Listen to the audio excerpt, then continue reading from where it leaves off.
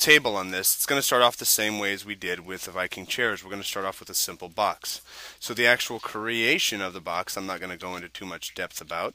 I'm just going to create the box, and the height and everything really doesn't matter at this point. I'm going to hit M to grab my material, put it on there. I'm going to hit F4 to turn on my edges. Now I personally like to center the object in the center of world space, or what's referred to as 000. So to do that, I've got the object and I just right click on this and make sure everything's nice and centered. That's all I do. Well, as it is now, it's going to be considered a plank of wood at this point. So we're going to just make this as a plank of wood. And I'm going to hit J to turn off the bounding box there. And I'm going to convert this to an editable poly. Well, at this point, now just using the scale tool, now you notice how I'm just grabbing those singular handles there. I'm going to go ahead and make it thinner, like an actual piece of plank of wood, a bit longer, and a bit more narrow. So that's all I'm going to have, is just a single plank of wood. Now the cool thing about this is I only have to do this ever one time. It's the only plank of wood I have to model. And I'm going to convert that back to an editable poly. I'm going to switch over to my move tool by hitting W. And where I showed shift copy before, I'm going to do the exact same thing here. I'm going to hold down shift. I'm going to click on the Y-axis. Now you'll notice how if I move this around, everything turns yellow as I select it. I want to make sure that only the Y-axis here is selected. I'm just going to make a copy of it. But instead of doing one copy, I'm going to do 4. Now the distance here is relative to, you don't want to sit at a table where you set your glass down and it's going to fall through the gap. And I see a lot of students doing stuff like, when they create their thing, they'll do planks of wood like this. That doesn't make a table. Okay, you make sure that it is kind of believable, that there's not much gap in between them. So I'm just going to go ahead and make 4 copies of this. My tabletop is now done. Okay, not too hard, is it? But I'm noticing even the gap between these tabletops, that's a little too much. I don't want that much of a gap, so I'm just going to delete these and make them where they're a little closer here. Right about there. Make 4. Actually, I'm going to go ahead and make 5.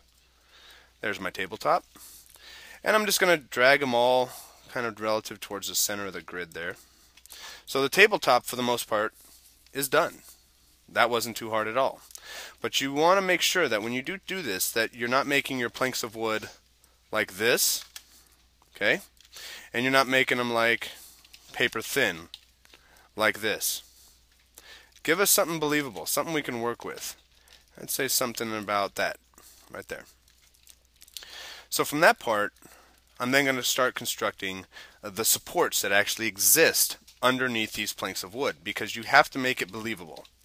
So rather than model a new box, I'm just going to hit W and go to my move tool, and I'm going to hold down shift copy on the Z-axis here and pull down this. Now at this point I want to make sure that it is a copy also. I do not want to do an instance of this because I'm going to be changing the scale. And when I say changing the scale, I hit R to go to my scale tool, and on the X-axis here I'm just going to make it a bit thinner and a bit longer here. And then just use the move tool to move it into position underneath the table, because it's going to have a support here, here, and here. Because you have to learn how to model. You have to be able to make this stuff believable. And I'm just in the front view here by hitting F, and I'm just going to kind of eyeball this, and because I've got 3 more that are going to go here, here, so that looks about good. And I'm just going to pull it all the way up to where it intersects the other boards. Close enough. There we go. Right about there.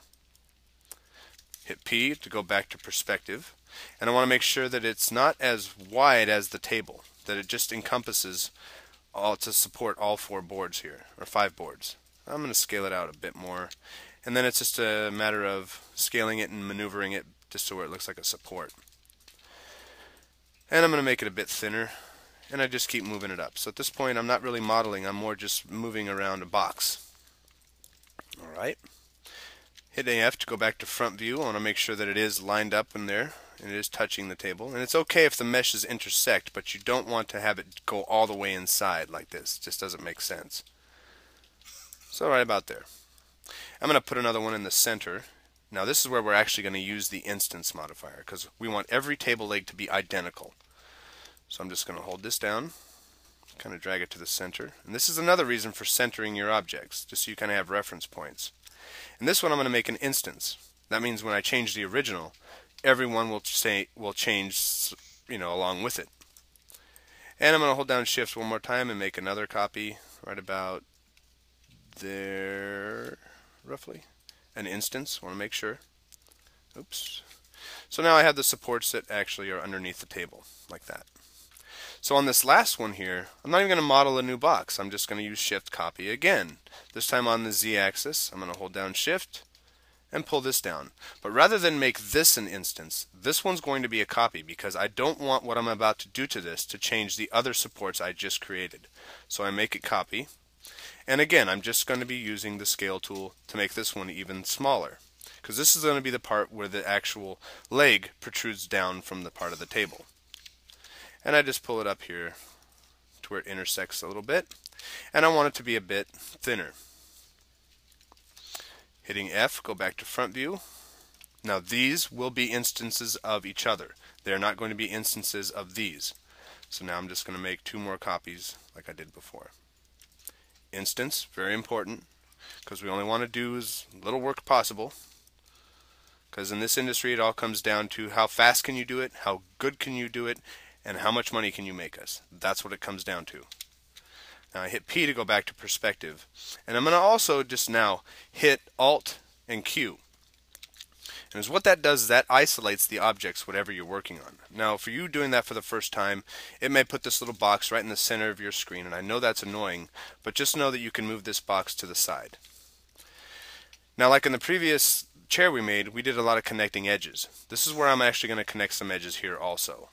So I just select, hit F3 so you can see I have all 4 of those edges selected, and I'm going to use connect and zoom in twice, and from this new polygon here I'm actually going to extrude down and actually shape this part of the leg.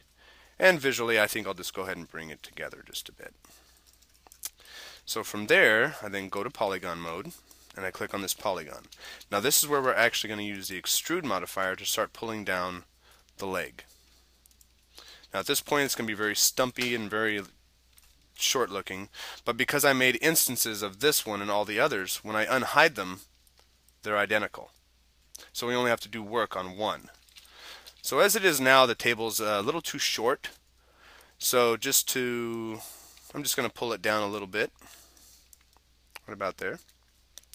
And we're going to end up shaping this leg so where it kind of bows in like this. It's going to kind of bow in, and then it's going to have a foot on it. And what I'm going to do to place the foot is, now that I have that polygon still selected, I just right click and I go to extrude using the command box over here. And I don't want to extrude it that much. So all I do is I just decrease the amount I'm going to extrude it. And you can see the others are following, along with it. And I'm just going to, increase that a bit more, because I want to have enough of a foot that comes out of this polygon right here that actually shows some support. So that's good. I'm going to click OK. Now I'm going to select that polygon and that polygon, and I'm going to extrude those also.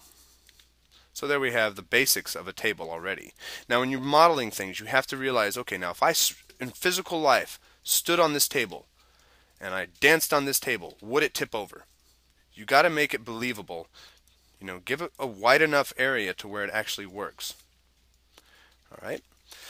So now by going back to, vertex mode up here, I'm then going to select that set of vertices to move up and down, and hold down Control to select that set of vertices to move up and down, because I'm going to give these feet a little bit more believability by just pulling them down a little.